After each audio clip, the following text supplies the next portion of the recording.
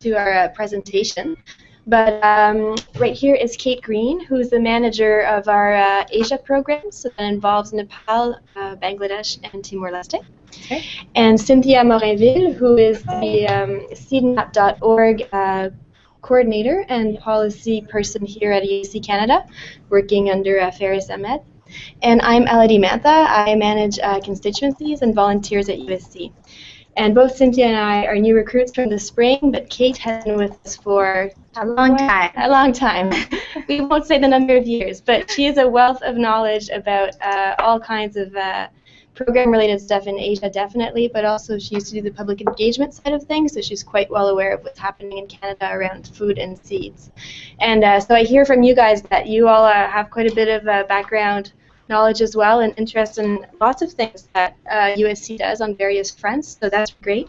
I hope that this presentation is going to, some parts of it might seem basic to some of you and hopefully new to others, but pretty quickly we'll move into kind of concrete case studies of the work USC does, just so that you understand a little bit who we are as an organization.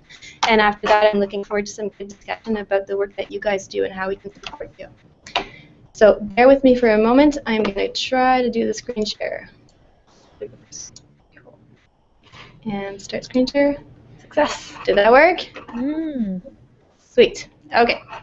So today we would like to, we thought it'd be interesting to talk about the link between the local food systems and the global food systems. Since you guys are all really active on your own campus local food systems, we'd like to sort of talk a little bit about how that ties into the global work that we do as an organization. So I'll just introduce us quickly. If my clicker works, that's going to work again. It's just because you are not in that application. Okay. Thank you. So USC Canada is one of Canada's oldest nonprofit organizations. We were founded in 1945. Our name comes from the name of the organization at the time, which was the Unitarian Service Committee of Canada. We don't have a religious affiliation anymore. We have a bit of a kinship with Unitarians for sure, but we're not a religious organization per se. We started out as a humanitarian relief kind of organization to help Europe rebuild after the war, but in the last 10 years, we really focused on focusing on food issues specifically. So our mission today is to promote vibrant family farms, strong rural communities, and healthy ecosystems around the world.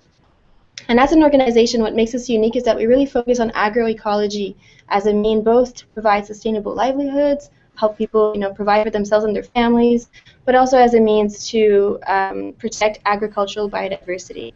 So we work on both seeds and communities as kind of twin focuses. We work in 10 global south countries, and since last year we work in Canada as well. Yeah. So now we're at 11 countries around the world. And with this, I will pass it over to Kate. So I'm going to start by trying to be interactive all across the country, which is always a bit of a trick, but we'll see. So from all of your experience, what do we need to grow food? What do we need? Somebody was just in a garden today. What were you working with? Water. Water? Yeah. Dirt. Dirt. Soil, yeah. Definitely a growing material, so seeds preferably. Planting materials. Labor. Labor. Yeah, labor. Some people, maybe some animals. Definitely the knowledge, obviously. If you're lacking that, then you're going to be in quite a difficult situation. That's right. Those are lots of things. So it takes so much. Producing food is so much of a system, and it has so many different parts. And I just quickly put together money and credit. Working with exchange is always really important too. The wind is part of it. For pollination, for drying soil, for warming soil, and cooling it down in the cooler seasons. Policies are involved. Elders, different levels of knowledge. That's already been mentioned. So many things are involved when you need to produce food, and that's true whether you're here in any of our collective places in Canada or anywhere else in the world. All of these things interact in different ways. I really like this schematic to look at food production. And this, again, I love it when we can find something that really puts us in common cause with people around the world, that this whole system is happening in little tiny villages, the edge of the Sahel in Africa, or in communities here in Canada. All things are interacting all the time. This schematic is from the International Agricultural Assessment done by the FAO a few years ago. And I just really like the way it puts food production at the center, but has so many overlapping rings of different issues. And if any part of that is really weak or repressed or removed or highly controlled, the whole thing weakens, and I can almost picture it tipping to one side. If the economic side or the environmental side is really, really weakened or pulled away, the whole thing can start to tip, and we're looking for that balance in there, and I do believe this applies in small communities here, large communities, and in communities around the world. So what are some of the things that make a really resilient local food system? And resilience is a phrase that's happily becoming much more commonly used in community work everywhere. I think I'm seeing it more and more, that you need to have, if you're resilient, you can recover from difficult situations. You can organize and learn and adapt, because every day is a little different. And it's a really key lens that USC Canada has been using for quite a few years. We didn't know it was resilience many years ago when I started, but that's become a key term and focus that we use. And it's also being studied more. And I know there's more literature and courses and things like that, even coming around resilience theories. So I'm going to share, I think I have actually 4 very specific examples that highlight different aspects of local food and seed issues around the world from USC programs. And then we'll draw, I'm going to try and actually draw that to some of the experiences you may be having here. So I'm going to try and blend the two. The first is from Bolivia. And in this picture is one of our colleagues. USC has all local colleagues and staff overseas. This woman's name is Natividad Colque, and she's in Bolivia. And she is a keeper of potato varieties, and she's showing some of the varieties that she keeps on her homestead land, and she helps organize around keeping that diversity growing and growing out each year. And the blanket there are, I think it's something like 27 different varieties of potatoes. There's one that's an imported sort of foreign variety that has been brought in. All the other local varieties with tons of different characteristics. And different to working with community seed bank, you can store things. Potatoes are really tricky that way. They're much harder to store over the longer term, so they need to be planted and grown out, but then mapped in the community so everybody knows where they could get something if there was a problem or they wanted to expand what they were growing based on their conditions.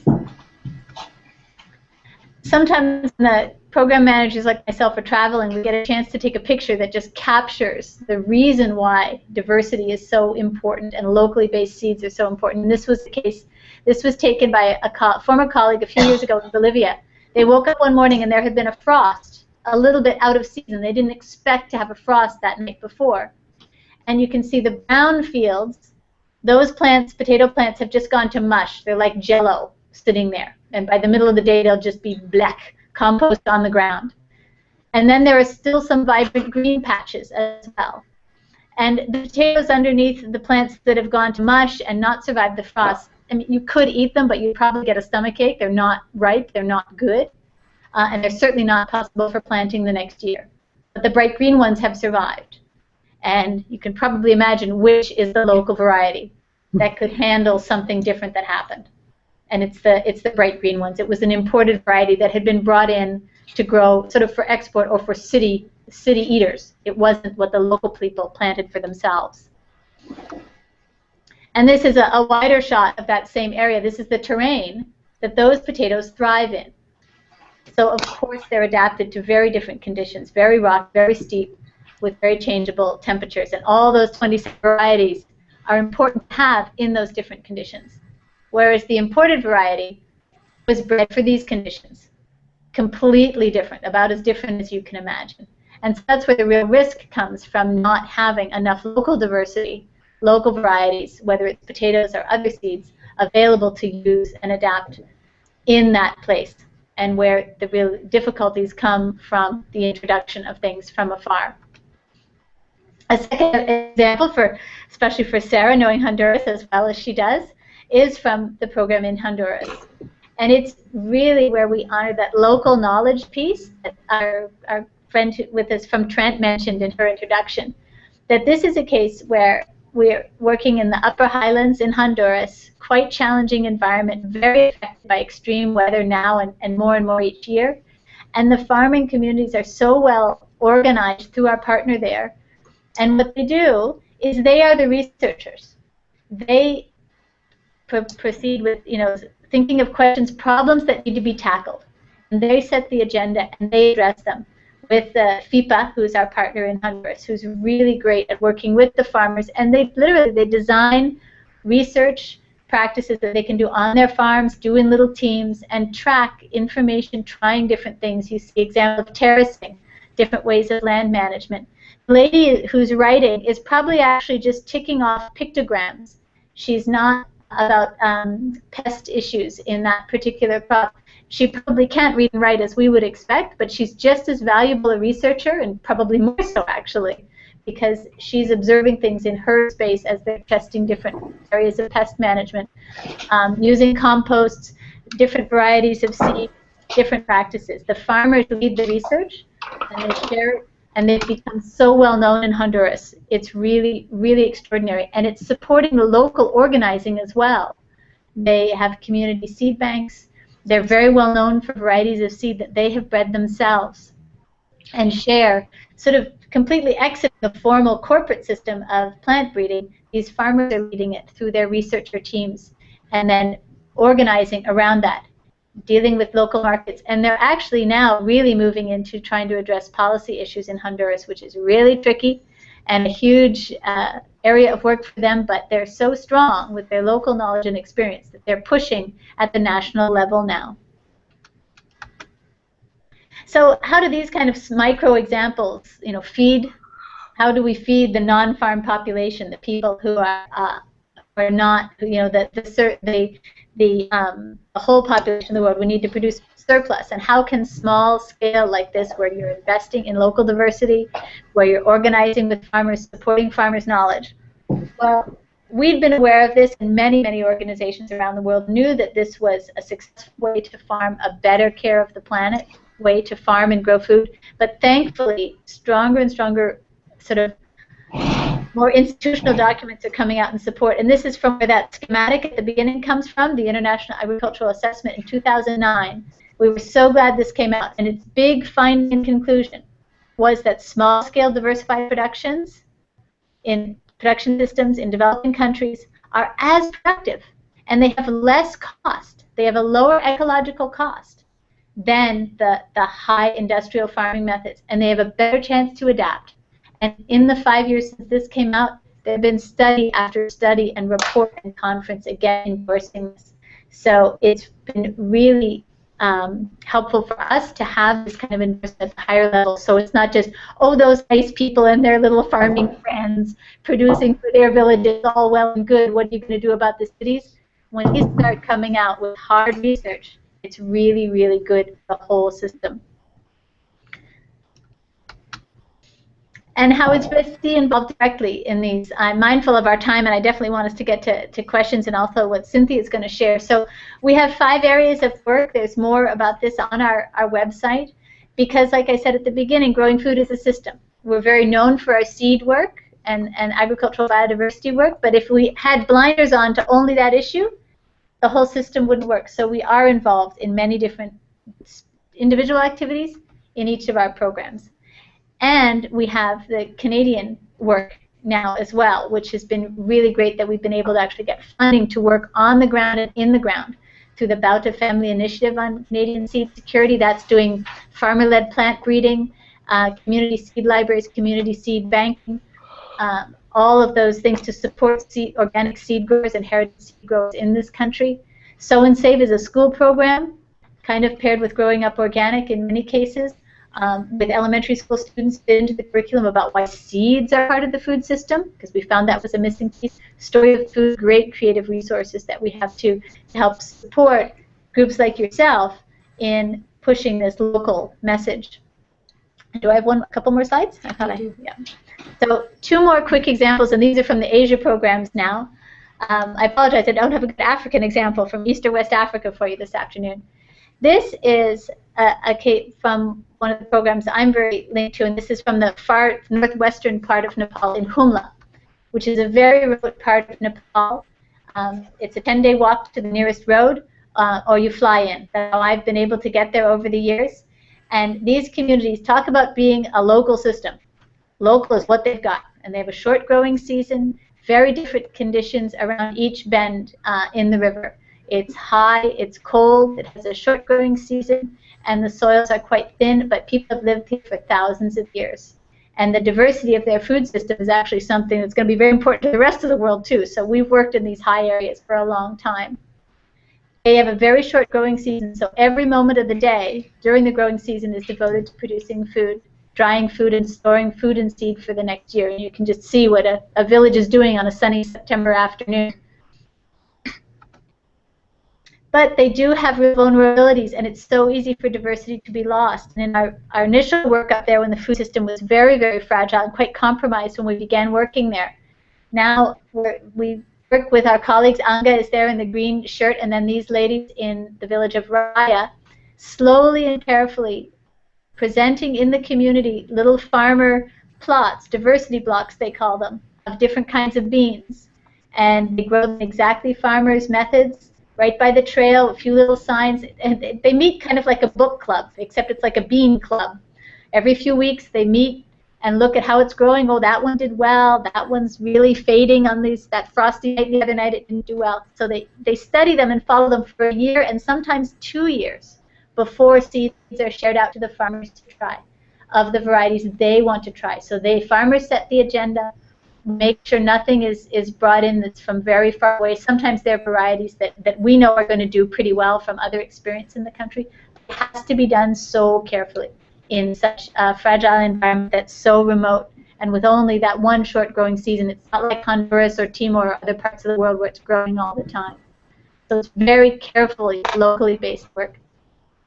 And the last example is from our program in Bangladesh, which is almost exclusively with teenage women and young men, several thousand of them, in growing organic vegetables. Through previous work we had done, it's a very young country.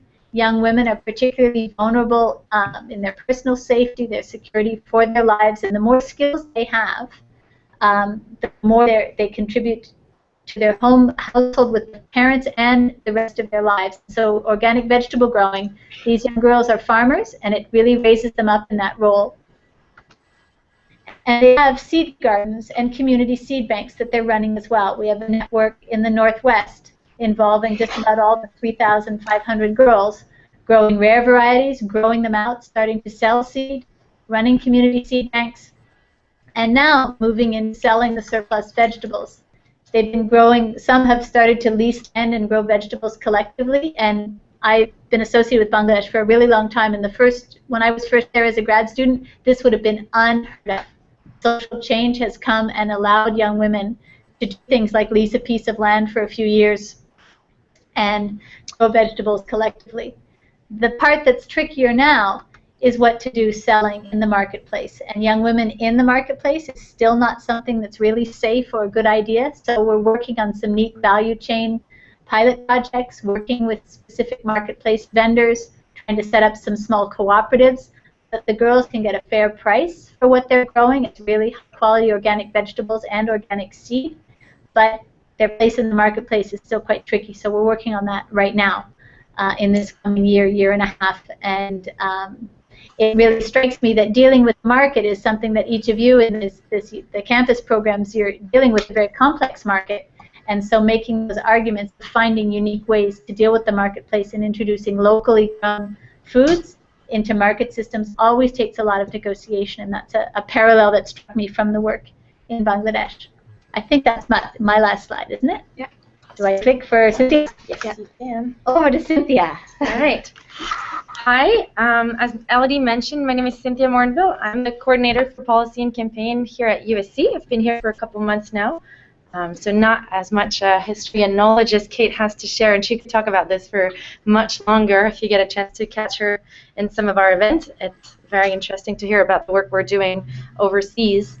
I'm a long-term student activist, so I'm really excited about this new collaboration we might have with you guys and see where this can go. So let's keep this conversation rolling after today.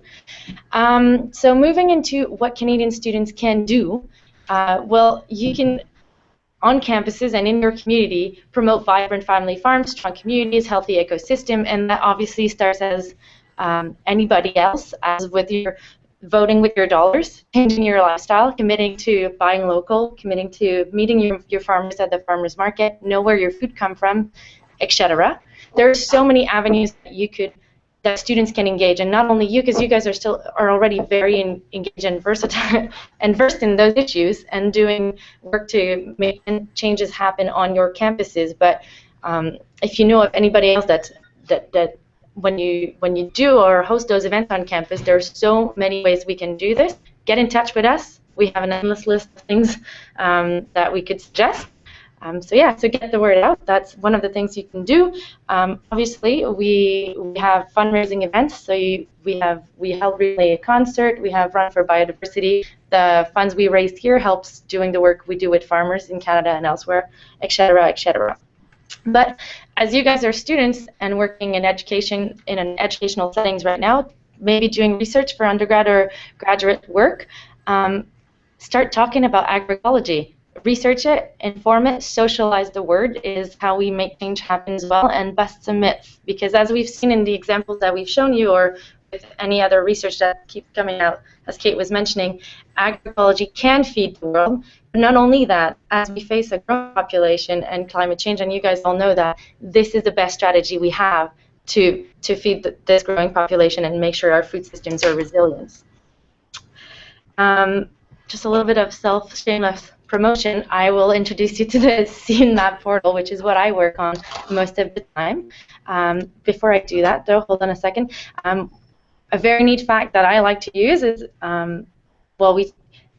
currently estimations are that 9 out of 10 bites that are consumed worldwide comes and start with the planting of a seed. So when we talk about food security and food sovereignty, which are issues that are more discussed, I think, in research and in policy right now, it means seed security, and it means starting with seeds and starting with farmers' rights, and that's the way to ensure biodiversity in our agricultural system as well. And yeah, so get in touch with us, and now we'll launch the seedmap.org. And I'm going to get the mouse from you so I can navigate. Hold on. Is it screen shared? Yes, I will. Do you guys see this? Yes, okay. So this is our blog, and this is, if you type seedmap.org, this is where you land. We have resources in the classrooms that's coming throughout the summer. That's another thing we're working on, developing educational tools, and that if you guys are into education, it's also work you can do to make change happen as well. Get in touch, we'll talk.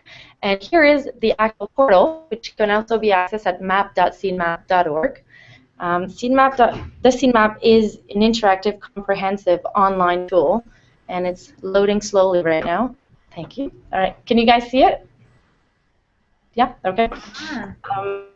The idea of Seed Map is to trace the origin of our food and know where it comes from, and showcase what kind of threats that the agricultural community is facing at present, and what kind of solutions are being developed by farmers, by participatory research out. The kind of research we do with our partner organizations around the world, and what kind of peasant, so like Via Campesina, those kind of organizations, what kind of work they're doing and what kind of push for policy is currently happening. So a little bit of history behind the Seed Map. It started about 7 years ago from an idea of mapping how our food system and what it looks like. It started as a printed map. It was distributed in 15,000 copies in 7 languages across the world. It was a huge success. And correct me if I'm wrong, I think it's 2006, the idea came to put it online and make it an interactive portal. In 2013, we launched the Seed Map for the first time. So it's been rolling for a year. And it currently has 374 case studies on it, and we're hoping to rope that up to 800 once we're done the establishment of a new interactive phase over the next year and a half, I think. So the way to navigate the scene map right now, you can access it through 3 different themes. So information, as I mentioned, is organized by food diversity, threats, or solution. So you could explore a theme and look at centers of diversity for crops, let's say, and then a seed map will bring you, I believe there's 12 case studies for this one. And sometimes we have videos or photography, information in the text box, and I don't know why the map is not loading behind. We'll just wait a little bit. Every time we also I have to, sorry, Yeah. I was just going to chime in. It's actually some of our students that aren't on here. There's Ethan from Memorial and Wes from Carleton, and they actually have the original seed map up in their room. So often when I video chat with them, I can see it in the background. So. So awesome. Our colleagues went to Rome last year and they walked into an office and it was there on the wall. And I've seen it in India and Nepal, Bangladesh. It's all over the world. And I have lots of copies in my office if you want more. It's really amazing. So when you launch into the seed map, you always have a link and resources. And I think that's one of the neat thing about seed map is that it's thorough research that's behind the information that we showcase on the map. It's solid information, so you can always read more about it by clicking the link and resource about a case study that you might be browsing at the time. So now we're at Food Diversity, Center of Diversity for Crops, and as you can see at the bottom, there's 12 of them. So you could navigate them, the 12 of them, go back and then see just the titles, see where they're located. If you want more information, you can either click on the node here or click the case study at the bottom here, and we'll bring you more information on it. And then you'll have more information on the Sino-Japanese Center, again with the link and resources to further studies to learn about it. And then you can navigate it again through, this will bring you to the next center at that level deep of information, so exploring the case study boxes. Another way to look at it, if you don't particularly know what you want to look at, I'm going to close this. And then the seed map logo here acts as a reset button, so it brings you back to the front page where you have the 374 case studies, and you could technically navigate them all one by one, scrolling this way if you wanted to. Let's just say we want to hear more about potato that Kate talked to us about. We have this little search bar at the bottom, which works as a text finder search. So any word you can find, it's not indexed, so it's not like you need a list of what the things we've wanted you to search for. You just type whatever you might find interesting and see what's out there. So you have 18 case studies currently that have the word potato in them. So the way you can navigate them, because it's not a theme thread, you can't go, once you've opened it, you can't go to the next one. This is a tricky thing. We're working on it. It's a bit more difficult to navigate, but that just means you need to step back and you can read more about potatoes elsewhere. And again, this is what I did mention at the beginning. The color code is green is diversity, the blue is the solution, and obviously red is for threats. Yeah. As a policy person, why I have about a minute left, and I really wanted to share with you why I'm thrilled about the team. I'm a bit of a data geek, so that makes it exciting for me. But agroecology and small-scale agriculture, when we think about it, when we talk about it, those case studies, those initiatives, they're inherently small by design, and that's intended that way because they're locally designed for local environments. But agroecology and the work that farmers are doing worldwide is a global movement. And picturing it on a map that showcases, now we have time the map, but and showcases all of the work that's being done at present really gives you a sense of how big it is, how revolutionary it is, its potential, and using the platform to make policy change happen. That's where, to me, it galvanizes a larger potential. And I'm going to look at that. I'm in the 2015, as I mentioned, we're rolling into a more interactive phase and adding more new features to this map. So if you have suggestions or ideas or any of those things, please get in touch, and I'm happy to discuss. Awesome. Thank you, Cynthia. I'm just trying to go back to where we were on the presentation. I mean, really, we're basically done. There's just a few kinds of questions that I had for you guys. And I'll take the presentation down in a minute just so that you'll see that we have our contact information there when you look at it later. But basically, I'd like to hear more about the work you guys do. And, we all work in different parts of the organization, but all of us might have some kind of help that we can offer with some of your own projects and objectives. We'd also are curious if you're looking for, Sarah mentioned that one of the things you guys are working on this summer is kind of developing opportunities for students on your campuses to get involved when they come see you as an organizer in the fall. We have a few kind of public engagement programs, such as our Run for Biodiversity, which is basically people running in a marathon in one of their cities, or people organizing their own run. We have somebody who just did a triathlon for biodiversity. Somebody else has a ski for biodiversity. There's even been a dance for biodiversity. There's been a dance, and there's going to be a choir for biodiversity. So basically, the idea is you can organize your own event and do it for biodiversity by fundraising for our programs. We have some very neat T-shirts that you will receive if you do that. There's other ways to volunteer too. That's just sort of a nice one because it can be exported and self-organized. And the last question I have is, what are your thoughts about where the movement is at in terms of seed security? Is that a topic that, you think is already sort of being socialized, or do you think that people are really not thinking about seed yet? Us at USC, we want to get the idea of seed security out there, and we're going to be promoting a big campaign this fall to sort of bring that issue to the spotlight. But do you think that's something that needs more work on campuses, and if so, are you interested in working with us and getting that word out once our campaign is ready to be rolled out? So I'm going to go back to the webcam. I don't know how. Yeah, hit my little button.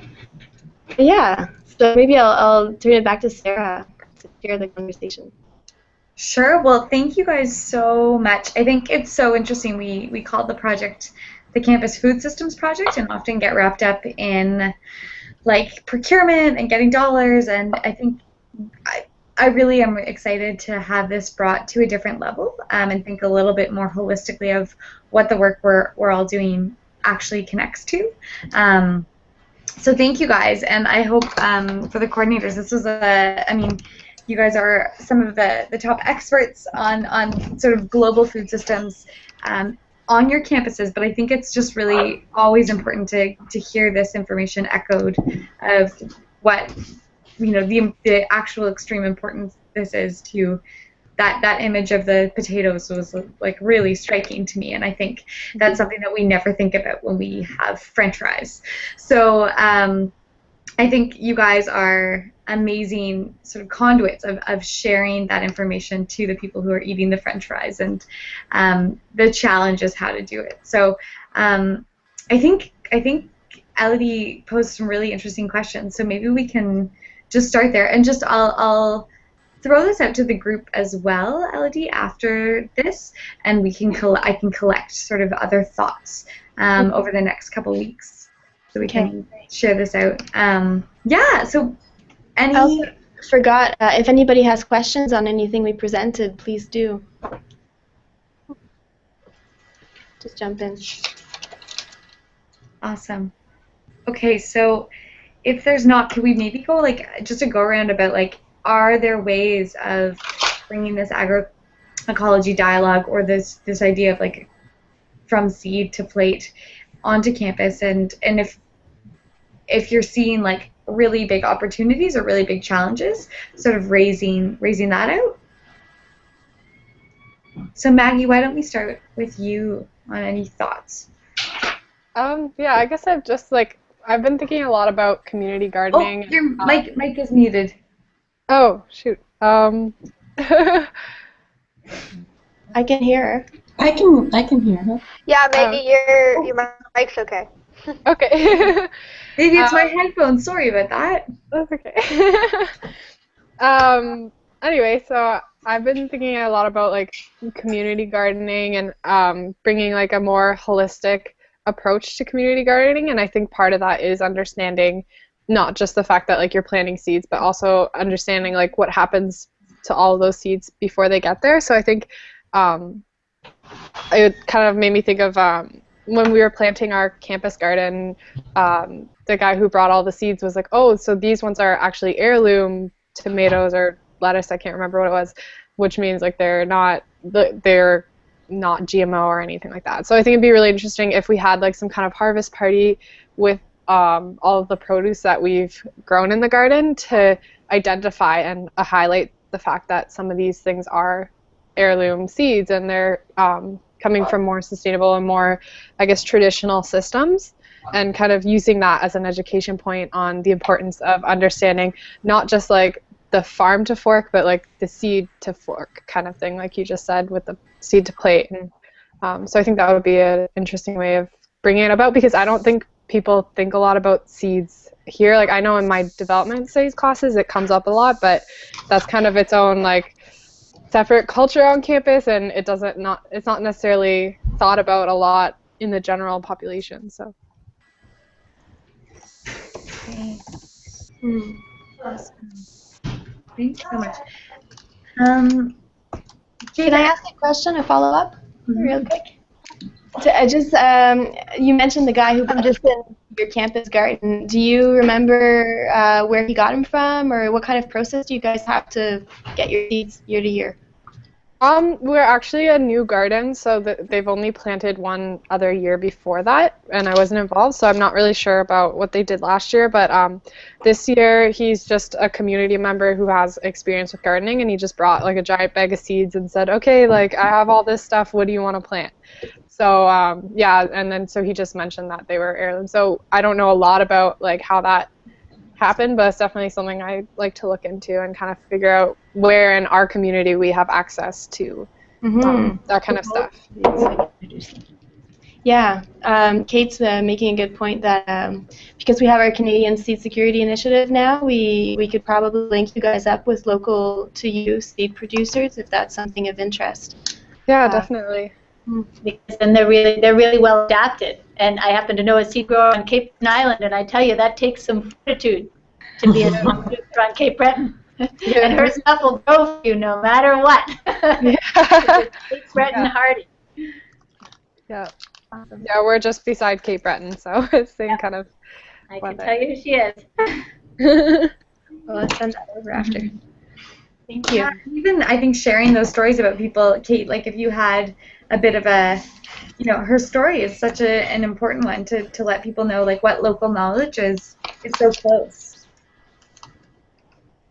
One of the things that we can send you in follow-up notes from this is a seed navigator tool that if you're in a particular part of the country and want to find seeds that have been grown near you so that you know they're going to do really well, it's just come online with our partnership with Seeds of Diversity Canada.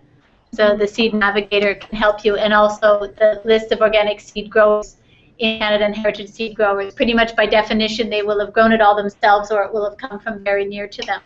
And so you can source, and you can do some seed saving yourself. It's a little hard in a mixed garden sometimes, but some varieties and some plants, it's really pretty easy to do, and you can have true seed yourself and supply your own system. Mm-hmm. I just found a little grid recently of how to save the seeds from the most common garden crops, so I can include that in the package that we'll send to you guys after this call. Thanks, Maggie. Thanks, guys. SJ or Jada? Yeah, any thoughts? Yeah. So we've also sort of just started our student-run garden, and we're partnered with a sort of very casual community organization that communally grows food. So instead of having a regular style community garden, everyone gardens together and then splits the crops. And I'm a part of that organization as well. And we have this year we lost one of our sort of main organizers. He moved away, so it's we had a bin of seeds, and we're still using those, and I have no idea where they came from. And so this year we actually bought seeds, and realizing we were a little bit slow on the startup, and we weren't that organized, and realizing the sort of the cost with seeds and the sort of uncertainty of where are these seeds that we're getting, where are they coming from. what will grow best, what will these things taste like. I'm hoping to make a big part of our garden workshops, including things like seed saving.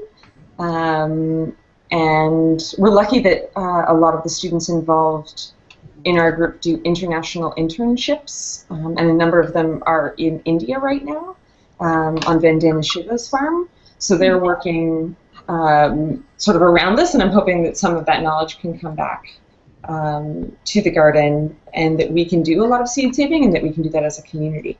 We're also well supported by a couple of community organizations that do seed saving and do seed exchanges.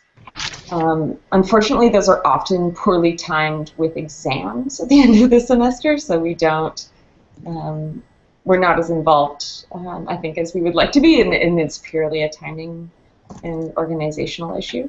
But yeah, I'd be really interested to team up with some local people who have, you know, New Brunswick specific seeds, or crops, or Atlantic kind of crops, and really try and make our garden a whole, like I think it's the Ryerson uses the grow to throw model, so just making it a self-contained system. We can keep growing things.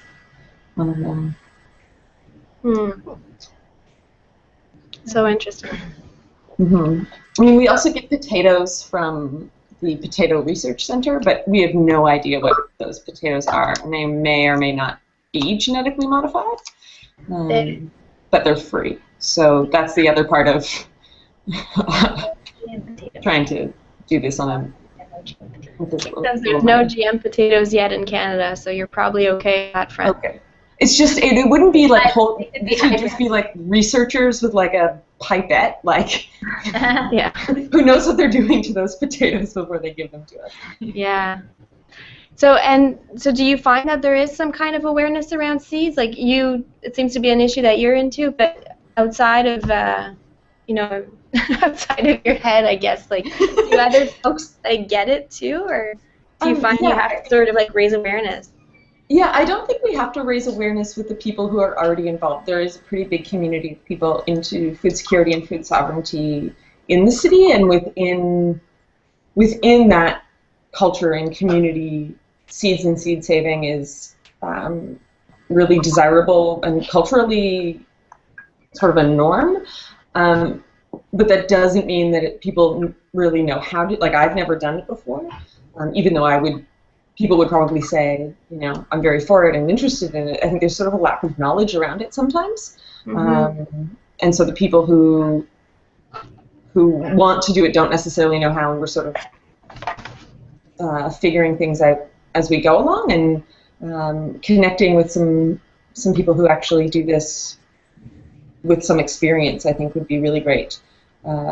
Right now, pretty much everyone in the community is sort of doing it by trial and error. So it would be interesting if you guys know some experts, these people who are seed growers, to have them come in.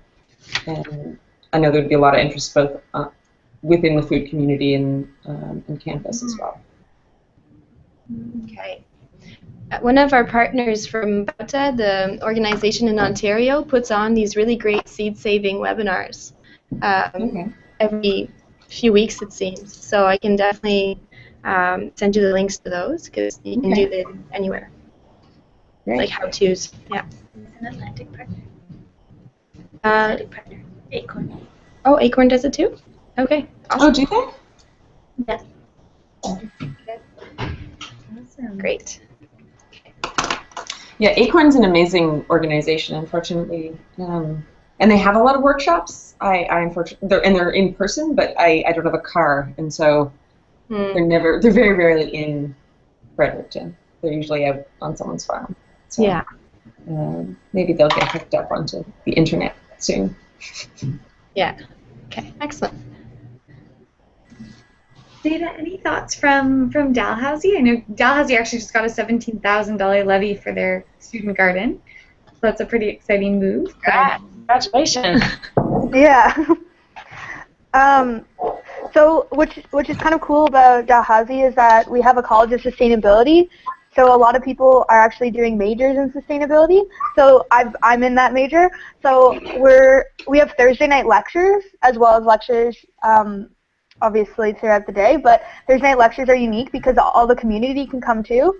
So we've had probably at least 3 lectures that pertain to seeds each year on the Thursday night lectures. So that's kind of cool. So you get a broad overview of that, but I would definitely be interested in learning about seed saving some more via the seminars. And what else was I going to say? So I'm actually helping out with the garden next year along with my other friend. So the person that Rob, who actually helped out with getting the levy. So right now we're just organizing it and preparing it for next year. So we were talking about doing some teach-ins in the garden. But seed saving would definitely be an interesting opportunity. The one that came to mind to kind of address the other people at Dalhousie that aren't necessarily know a lot about a food sovereignty and seeds would be during our Green Week, and it's hosted in the Dalhousie Student Union building and other buildings across campus. So maybe if you have any flyers or any handbills or anything, that'd be really helpful because the more the merrier. And it happens in September, so it's a unique opportunity to begin the year with learning more about food systems and everything. So the first part of September when folks just get back on campus, or? I believe it's the 3rd week in September. Okay. Well, please send me the dates whenever you have them for sure, and I'll make sure to get you some flyers. Cool. Thank you. And I think there's so many ideas running through my head right now. We have local food days, which are really great times to sometimes, especially at St. FX, actually highlighting local producers and connecting in with that. But I think often we focus so much on local food that we don't talk about where our other food is coming from. And I think there's a lot of potential to dig into things like rice and potatoes and things that quinoa that are and lentils and things that maybe coming from Canada, but often are coming away, and digging into that a little bit to build some awareness about what food we're not getting and who are we supporting, and making sure that those decisions are really conscious. Yeah, actually, what I was going to say, Maggie from St. FX and I and Allie were talking, I think yesterday or 2 days ago, about doing an event at Orientation Week to do with seeds and planting and everything. So that'd be kind of a cool opportunity to get some new students interested. You could give them a little seed in September and ask them to hold on to it and take care of it until April, when you can actually put it in the ground. Yeah. And keep people's attention, because that's one of the hard things in our climate and working with the school year, is the school year is not actually a very good growing season in most parts of Canada. You can't plant in September and harvest in June, so you have to plant the ideas with people and keep them over the winter until you start preparing. So maybe if you're lucky in April, maybe in May you can put something in the ground, which is right after exams when everybody's doing summer jobs and things. So you could maybe give everyone a little bean to take care of in September. Make them show their seed-saving cred. Yes, and have them have a bean at a few workshops or dances or music nights or things like that over the winter to keep the attention, because it is one of the tricky things. It's like that 2.0. Exactly, you got to keep your bean, or those high school classes where you were given an egg to take care of for a week, except you got to keep your bean and be ready. That's funny. We gave, actually, I think it was 2 years ago, we gave a tomato plant in a bag, so everyone could plant it no matter where you lived, in a house or in a campus residence, and they grew tomato plants, and that was pretty cool. Good for you. That's a great thing. Yeah. Are any of you West Coaster going to be at the Food Secure Canada workshop in November? West Coasters. In East Coast, in Halifax? Yeah, that's what I mean. Sorry. Yeah. I didn't. It's 5 o'clock. Yeah, okay. Are you guys going to be there? Because we're going to be there. So if you are, drop us a line. Cool. Yeah. Shake hands properly. That would be nice. That sounds good. But we do hope we'll be in touch before November. Well, it's the Food Secure Canada's annual conference. They, at all the ones I've gone to, and I've gone to a lot, they always had need for student volunteers to help with the conference, and it was kind of a way, often if you could get yourself there, you could be in the conference and help out in lots and lots of ways, that they sort of scholarshiped in lots of students to be part of the Food Secure Canada conference. So you might want to get on their e-list and things like that, so you see the early notices for looking for student volunteers. And I think they also would sometimes subsidize getting people there if it wasn't too far, like help get people to the conference. They did that when it was here in Ottawa, and at least for the others that I've been to, it seemed to be a third students who were there giving their time, and then they got to participate as well. And USC Canada is part of Food Secure Canada, so if you have any problems, just get in touch and we'll find inroads if that information is not readily available on the web. Yeah. We'll give them a call for you. It's getting pretty close to 5, and I know we're going to have to sign off, so I'll leave you the final words, Sarah. But I just wanted to draw attention to this PDF that you shared when our call started, but we also have it by email if that's better. It's a little, it's like a little infographic style about agroecology. It's got like cool. at the bottom and sort of some key stats or speaking points that somebody's sharing it. That's better. That you can use in kind of in conversations or whenever you need to convince somebody basically of the merits of small-scale food production. So that's one thing. I also took notes of other things to send to you guys. So I think what I'll do is I'll format a whole email with all this stuff and send it to Sarah next week, and you can share it through. And the last thing is Cynthia and I have the privilege of going to the National Food Summit in August. I don't know if any of you guys will be there. I hope so. We're going to sponsor and get a bit of a brown bag lunch, the way I understand it. We haven't yet started putting together that brown bag lunch itself, but we'd be super open to ideas or suggestions of kinds of topics that you think would be most useful for us to focus on. Because we can take this stuff in a million different directions based on the work we do, and and obviously we're all pretty passionate about it. But I'd like to target it to whatever you think is going to have the biggest impact for you to bring that information out, or just to have your own questions answered, things like that. So please let me know if you have suggestions. It's just outside of Toronto. Are you going to be there, Sarah? I will, yeah, and most of our coordinators will be there. I think we're getting about 18 of our student organizers on the ground, and then there's about 30 others that come in. So it's a really amazing conference. Nice. Cool. We're excited. Yeah. I'm super stoked. Yeah. But if you want to have an informal conversation with us while we're there, we're about we could organize that as well. Yeah. Cool. Well, thank you guys so much. Are there any other questions or thoughts from the crowd, or? No. Okay. Awesome. So thank you guys for bringing that context. We really appreciate getting as wide a scope. Food is such a complicated issue, and we're working on so many different aspects of it. So I think just bringing it back to farmers and seeds and history, and really, I love that diagram of resilience and having food production in the middle and all the different aspects. I think those are things we're all working on. So thank you for that inspiration, but also grounding us in what our sort of roles are.